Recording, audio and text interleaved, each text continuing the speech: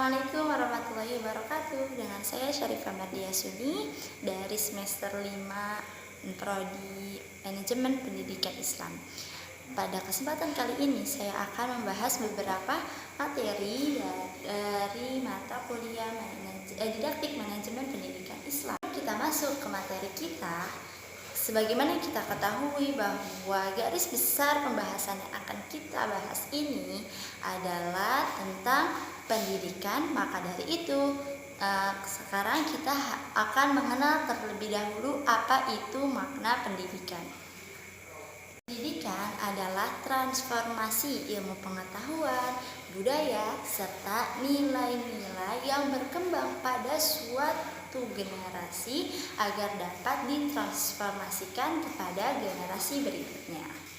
Dalam pengertian tersebut, maka dapat kita ketahui bahwa pendidikan tidak berarti hanya transportasi ilmu pengetahuan saja, melainkan sudah berada dalam wilayah transformasi budaya dan nilai-nilai yang berkembang dalam masyarakat. Pendidikan dalam makna tersebut jauh lebih luas cangkupannya dibandingkan dengan pengertian yang hanya merupakan transformasi ilmu saja. Pendidikan itu sendiri pastinya memiliki landasan atau dasar yang pokok. Nah, sedangkan bagi pendidikan Islam memiliki landasan atau dasar yaitu adalah sebuah Al-Quran ataupun sunnah atau hadis. Nah, adapun landasan selain itu yaitu sifat dan perbuatan para sahabat dan ijtihad. Contoh landasan pendidikan yang dapat kita ambil dari Al-Quran ialah sebagaimana yang tercantum dalam surat Al-Baqarah ayat 83 yang berbunyi wa qulu linnasi husna, yang artinya serta ucapkanlah kata-kata yang baik kepada manusia. Ayat tersebut menerangkan bahwasanya Allah memerintahkan kita sebagai manusia untuk senantiasa selalu bertutur kata yang baik guna menghindari dari menyakiti perkataan orang lain. Ayat tersebut pun dikuatkan dengan dalam hadis Nabi yang berbunyi qala Rasulullah sallallahu alaihi wasallam asumtu hikmatun wa qalilun fa'iluhu, yang artinya diam itu adalah hikmah dan sedikit yang melakukannya. Jadi dari situ kita dapat menyimpulkan bahwa jika kita tidak bisa bertutur kata yang baik, maka lebih baik kita diam daripada menyakiti hati orang lain. Namun jarang orang yang melakukan hal tersebut. Sedangkan landasan pendidikan Islam dari sifat dan perbuatan para sahabat dan ijtihad sudah banyak mereka memberi contoh kepada kita agar kita lakukan dalam keseharian kita, seperti berlaku jujur, berakhlak baik, sopan, tegas, bertanggung jawab, pemberani, ramah, dan lain sebagainya. Sedangkan di negara kita Indonesia ini, landasan pendidikan Islam ada 3 jenis, yaitu dasar hukum yuridis, dasar hukum agama, dan dasar hukum sosial psikologis. Pertama, ada dasar hukum yuridis.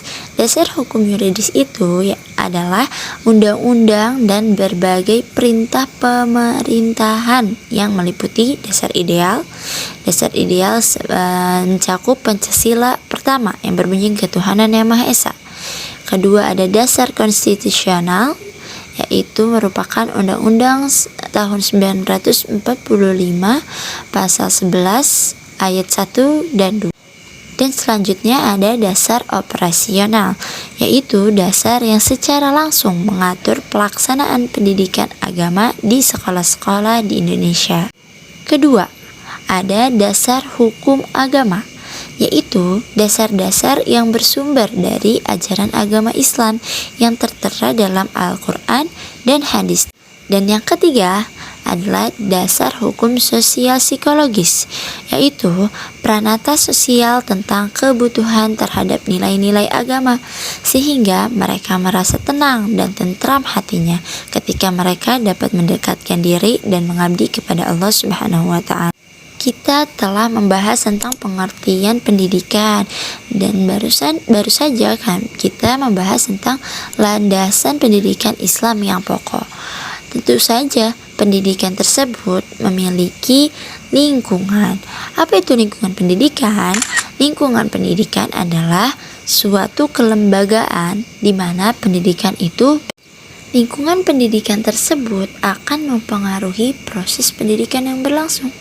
Memang tidak ditemukan penjelasan secara rinci tentang lingkungan dalam Al-Quran, kecuali lingkungan pendidikan yang terdapat dalam praktek sejarah yang digunakan sebagai tempat terselenggaranya pendidikan, seperti masjid, rumah, madrasah, dan universitas.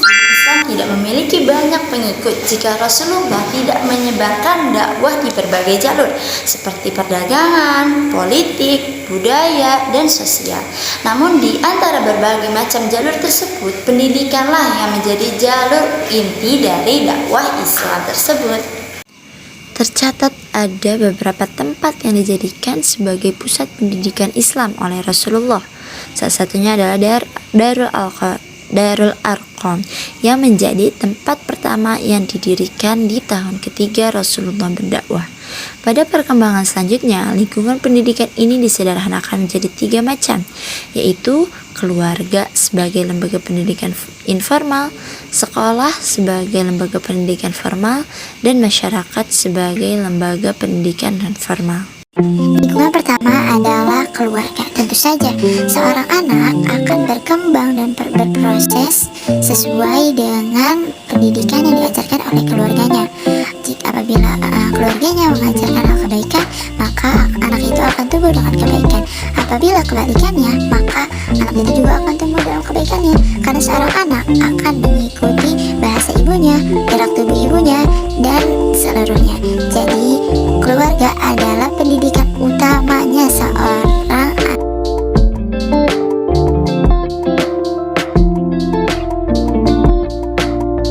Lingkungan selanjutnya adalah sekolah. Sebagaimana yang diketahui, sekolah adalah tempat untuk menuntut ilmu yang memiliki kurun waktu yang telah ditentukan dan materi pembelajaran yang telah ditentukan, silabus yang telah ditentukan, juga waktu durasi pembelajaran yang telah diwaktukan. Di dalam sekolah pula, anak menuntut ilmu sesuai dengan jenjang tingkat pendidikannya.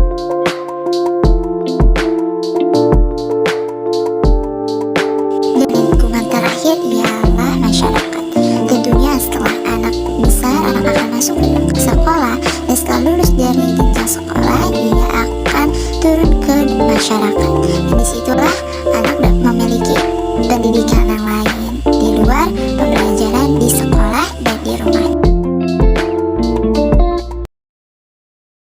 Demikian, dapat disimpulkan bahwa lingkungan pendidikan sangat berperan penting dalam penyelenggaraan pendidikan Islam. Sebab lingkungan merupakan tempat terjadinya proses pendidikan tersebut. Kemudian, 3 pendidikan ini harus saling bekerja sama secara harmonis, sehingga terbentuklah pendidikan terpadu yang diikat dengan ajaran Islam. Pendidikan sejatinya adalah sesuatu yang memiliki peran sebagai pondasi dalam kehidupan manusia. Oleh karena itu, penyelenggaraan pendidikan harus dilakukan dengan sebaik mungkin dan berorientasi kepada masa depan.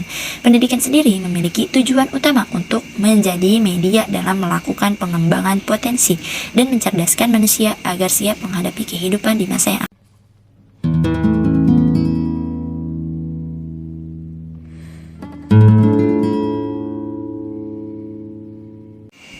Tujuan utama yang harus menjadi orientasi dalam pendidikan salah satunya adalah mengembangkan potensi dan mencerdaskan manusia menjadi semakin lebih baik. Membahas tentang tujuan pendidikan di negara Indonesia, ada berbagai pendapat dari pakar pendidikan yang diungkapkan dari tulisan maupun secara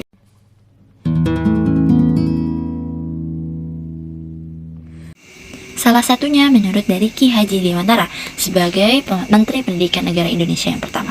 Ia mengungkapkan bahwa tujuan pendidikan adalah memenuhi kebutuhan dalam tumbuh kembang anak. Pendapat tersebut dapat dimaknai sebagai usaha untuk membimbing peserta didik sesuai dengan kemampuan alamiahnya. Harapannya adalah manusia dan anggota masyarakat dapat mencapai keselamatan dan kebahagiaan tertinggi dalam. Salah satunya menurut dari Ki Haji Dewantara sebagai Menteri Pendidikan Negara Indonesia yang pertama. Ia mengungkapkan bahwa tujuan pendidikan adalah memenuhi kebutuhan dalam tumbuh kembang anak. Pendapat tersebut dapat dimaknai sebagai usaha untuk membimbing peserta didik sesuai dengan kemampuan alamiahnya. Harapannya adalah manusia dan anggota masyarakat dapat mencapai keselamatan dan kebahagiaan tertinggi dalam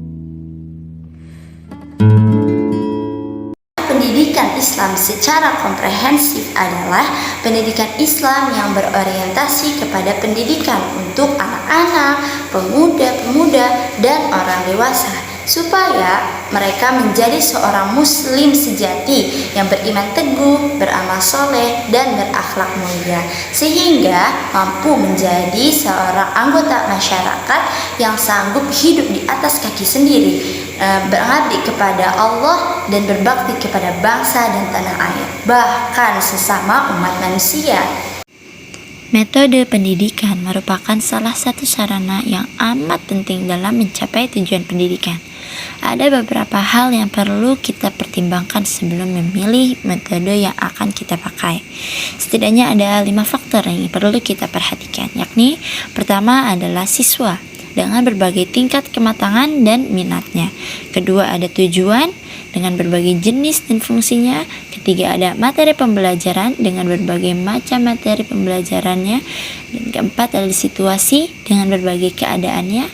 Kelima ada fasilitas dengan berbagai kualitas dan kuantitasnya.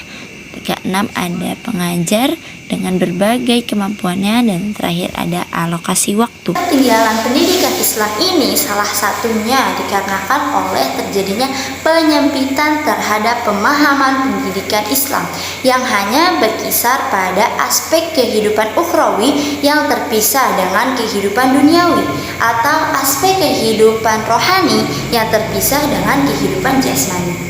Baik, cukup sampai sini pembahasan dari saya. Semoga ilmu yang saya berikan bisa bermanfaat untuk teman-teman sekalian. Kurang lebihnya mohon dimaafkan. Syukran. Assalamualaikum warahmatullahi wabarakatuh.